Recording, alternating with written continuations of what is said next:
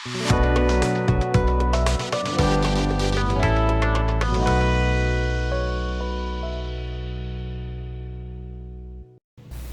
ito po yung ating error sa ating printer. Blinking lang yung dalawang power at saka ink.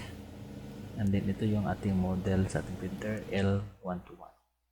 So ito yung error pag tayo nag-print sa ating laptop or PC. Service required. Okay, so close na natin itong dialog box. So ito na yung ating printer receiver. So L120, pero pwede rin ito sa L121. So extract na natin ito. Yan. So open natin itong folder na na-extract. And then i-run natin itong application as administrator.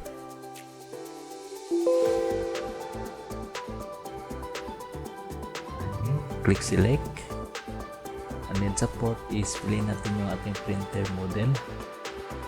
Click OK. Particular adjustment mode, with ink not counter, click OK. Check natin box yung minute counter, check. 100% na yan. Check again and then click initialize. Click OK. Yan. So turn off natin itong printer.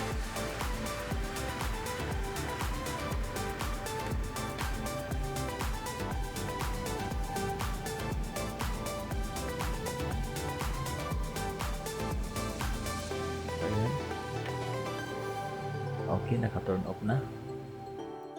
Click OK. Then, turn on natin ulit. Turn on. Ayan.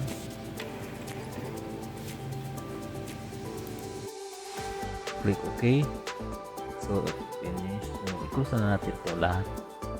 Wait. Close. And then, punta lang tayo dito sa devices and printers. Alagyan muna natin ng bond paper.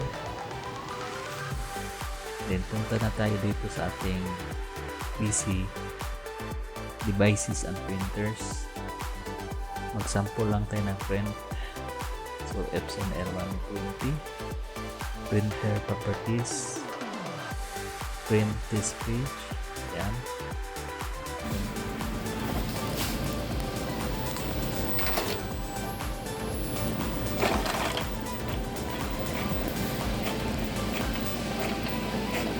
Ayan, successfully nakaprint po tayo after ating reset.